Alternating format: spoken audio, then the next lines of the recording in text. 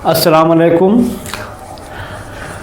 आज तारीख में हमारा मौजू है सिक्स क्रूसेड और इसका मुद्दत है 1227 से 1229। सिक्स क्रूसेड के बारे में जानने से पहले आइए हम पहले ये देखते हैं कि सिक्स क्रूसेड के मौका से अयूबी सल्तनत का में क्या सूरत हाल है। हम जानते हैं कि जब फिफ्थ क्रूसेड जब ख़त्म हुआ तो इस बात के साथ ख़त्म हुआ था कि अल कामिल जो सुल्तान ऑफ इजिप्ट था और सलीबियों के माबैन जो है एक 8 साला जंगबंदी का मुआहदा हुआ था।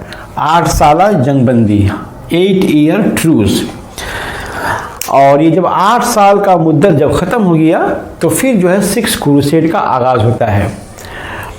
1227 जो कि सिक्स क्रूसेड का माने ईयर ऑफ स्टार्ट है, उसी साल जो है अल मुअज़्ज़म जो कि अल कामिल का भाई था, और ये दोनों भाई आपको मालूम होना चाहिए कि फिफ्थ क्रूसेड में एक साथ सलीबियों का मुकाबला किए थे, वो 1227 में इंतकाल कर जाता है। अल मुअज़्ज़म दमिश्क का अमीर था। उसके मरने के बाद उसका जो इलाका था, उसके जो ममलकत थी, वो उसके दो भाइयों अल कामिल और एक और भाई अल अशरफ जो कि हरान का रूलर था, उसके माबैन जो तकसीम हो जाता है। अल अशरफ दमिश्क के इलाके पर काबिज हो जाता है और अल कामिल जो है पूरे फ़लस्तीन और शुमाली इराक़ को अपने कब्ज़े में ले लेता है।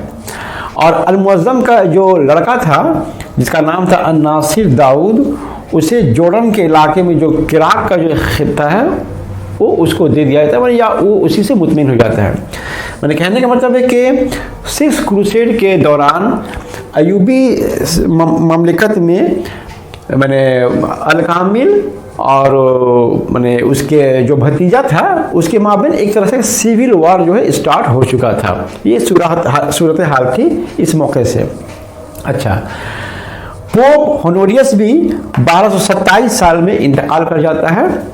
पोप होनोरियस था और उसके मरने के बाद जो नया पोप जो मुंतखब होता है उसका नाम है ग्रेगरी 9।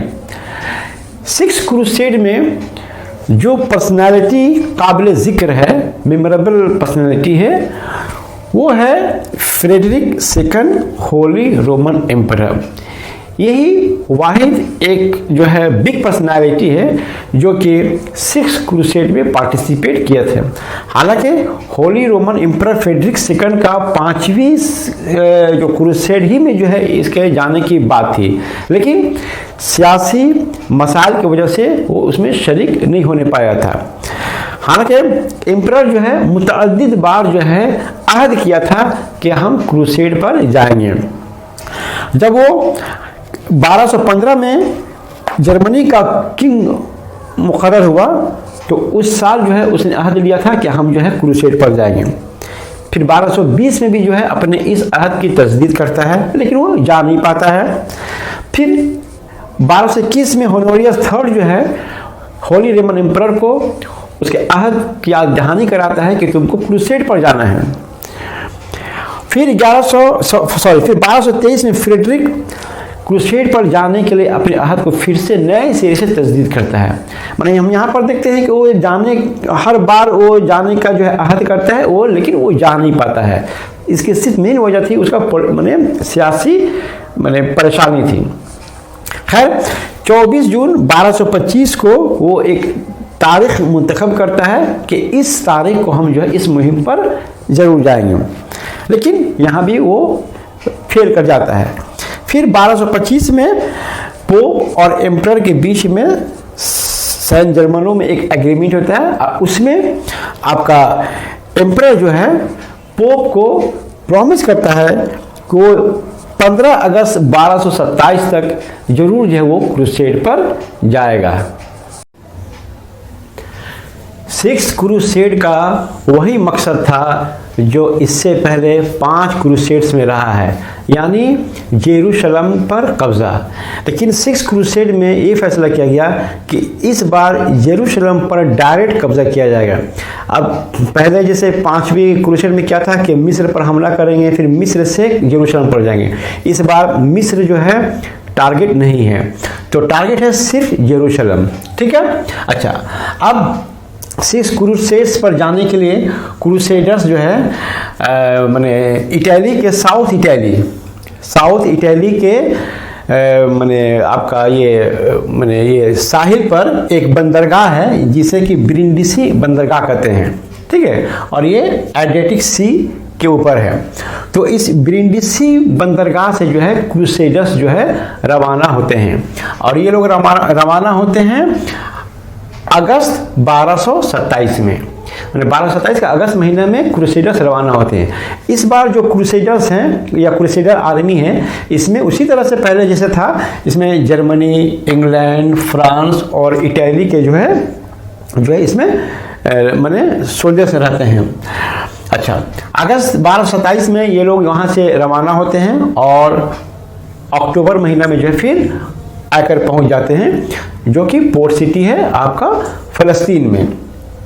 वहाँ पहुँचने के बाद फिर जाफा, असीजेरिया, ये जो कोस्टल टाउन है, वहाँ के जो किले वगैरह थे उसको मरम्मत करते हैं, उसको फिर से जो फोर्टिफाई करते हैं। हुआ ये था कि अल-मुअज़्ज़म को जैसे ही खबर मिली थी कि माने ये फौज माने क्रूसेडर्स यहाँ आने वाले हैं, दोबारा 6 क्रूसेड पर आने वाले हैं, तो इसने क्या किया था, सबको डिसमेंटल कर दिया था, तोड़ फोड़ दिया था। तो उसी को फिर आने के बाद मतलब मरम्मत का काम शुरू कर दिए। अच्छा, एम्परर फ्रेडरिक II अपने लश्कर के साथ 8 सितंबर 1227 को जो है वही ब्रिंडिसी माने पोर्ट से जो है रवाना होता है। लेकिन जैसे ही रवाना होता है और ओट्रांटो के करीब पहुंचता है तो वो वहाँ पर बीमार पड़ जाता है, माने प्लेग की बीमारी फैल जाती है, तो जिसमें बहुत से लोग मारे भी जाते हैं और ये भी खुद बीमार हो जाता है, और इसलिए अपने रवानगी को जो फिर मौखर कर देते हैं और फिर वापस जो है वो ब्रिंडिसी चला आता है। ओट्रांटो के पास ये माने वाकया हुआ। अब इसकी खबर फ्रेडरिक II जो है अपने सफ़ीर के जरिए जो है पोप ग्रेगरी 9 को पहुंचाता है, लेकिन पोप ग्रेगरी 9 जो है उसकी बातों को नहीं सुनता और सीधे डायरेक्ट जो है 29 सितंबर 1227 को उसको एक्सकम्युनिकेट कर देता है। यानी pope Gregory 9 Frederick II holy Roman emperor को एक्सकम्युनिकेट कर देता है। इसकी वजह यही हुई कि उसके जहन में ये बार बार बैठा हुआ कि ये हर बार जो है टाल मटोल कर रहा है, ये लगता है ये जाना नहीं चाहता है क्रूसेड के ऊपर।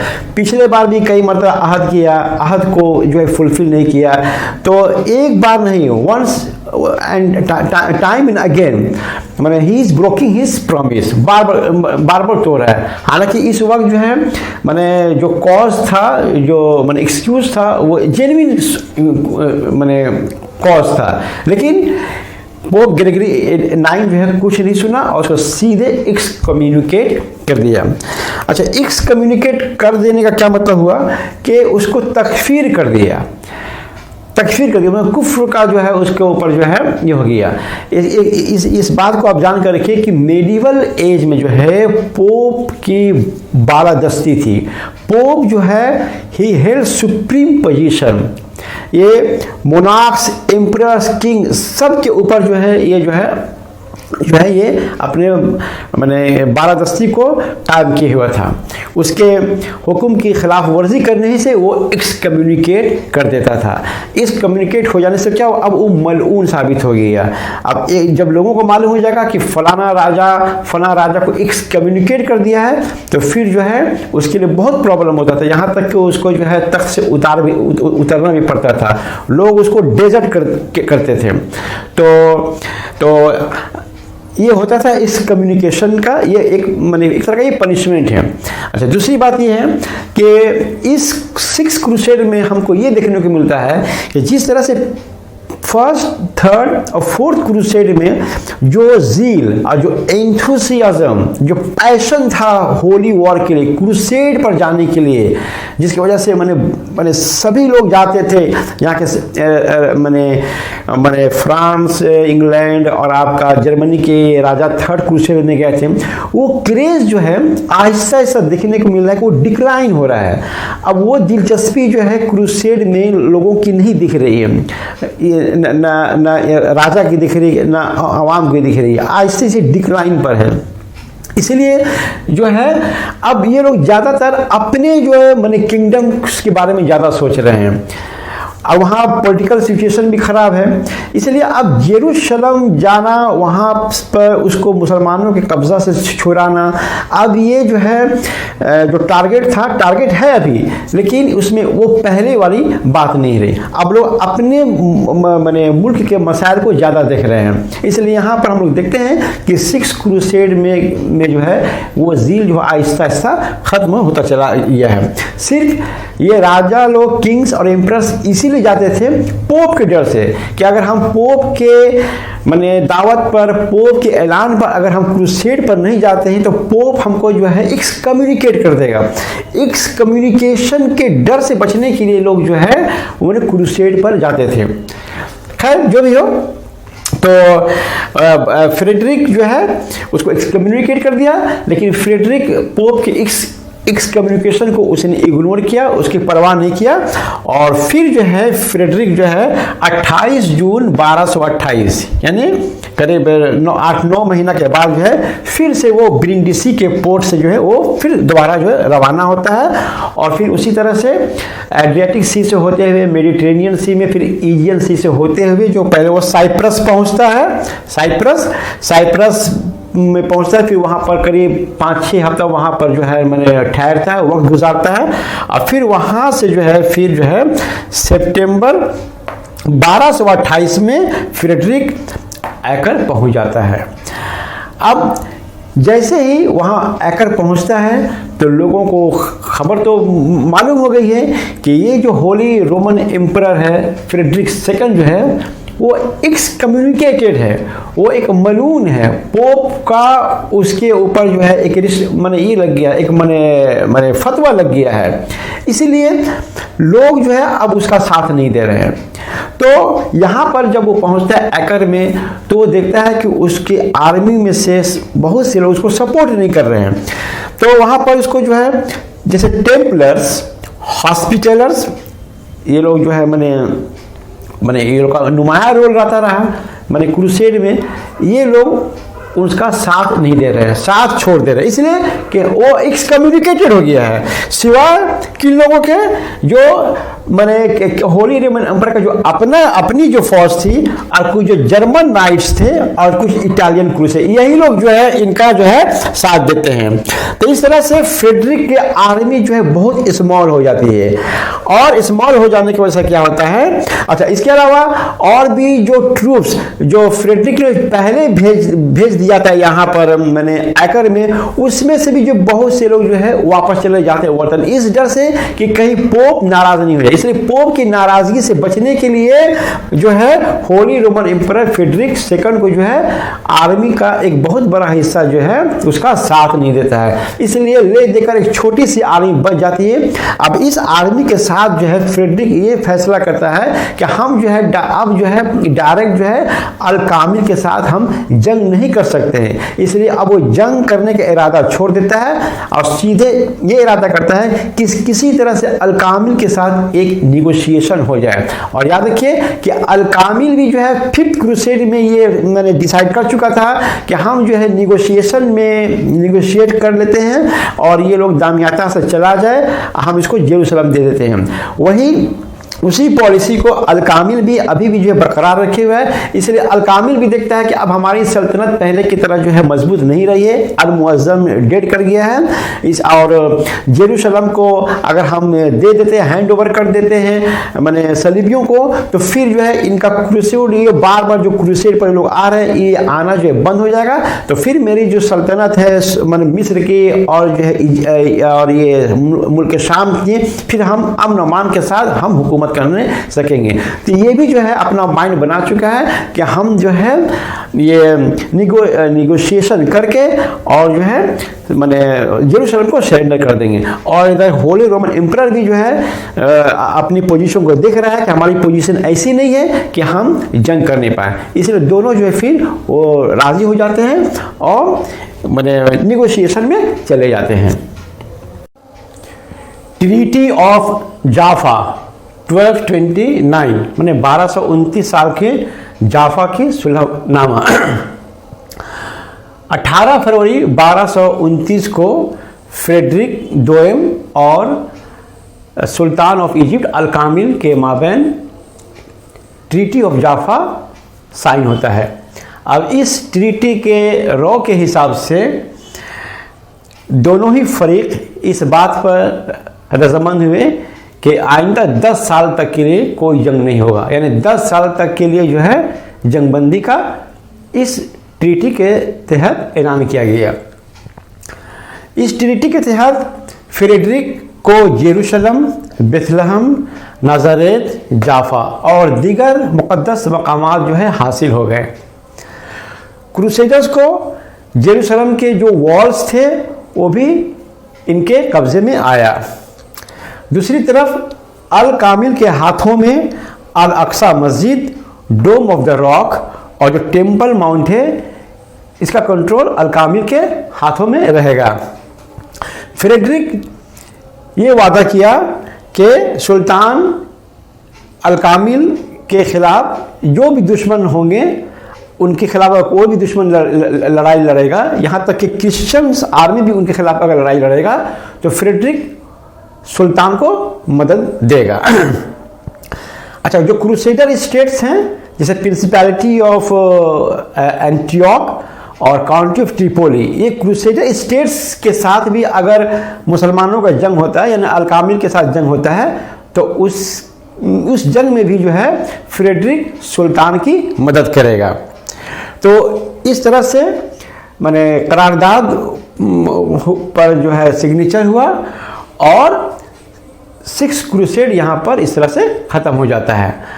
अब ट्रीटी ऑफ जाफा साइन हो जाने के बाद फिर फ्रेडरिक 17 मार्च 1229 को जेरूशलम शहर में दाखिल होता है और वहाँ का फिर वो किंग ऑफ जेरूशलम यानी राजा अपने को ऐलान करता है।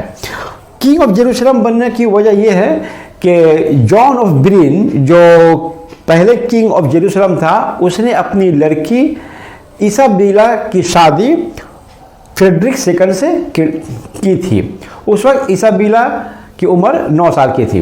क्योंकि इसाबेला क्वीन थी जेरूशलम की, इसलिए माने by virtue of marriage Frederick जो है किंग ऑफ जेरूशलम जो है बन गया। इसके बाद 1 मई 1229 को फ्रेडरिक जेरूशलम से आकर से फिर वापस अपने वतन लौटता है और फिर बाद में पोप ग्रेगरी 9 ने जो उसको एक्सकम्युनिकेट कर दिया था फिर उस बैन को जो फिर वो लिफ्ट कर लेता है। तो इस तरह से 6 क्रूसेड ख़त्म होता है। तो इस 6 क्रूसेड की खासियत यही रही कि इस क्रूसेड में किसी भी तरह का कोई जंग नहीं हुआ, एक आदमी भी जो है इसमें मारा नहीं गया।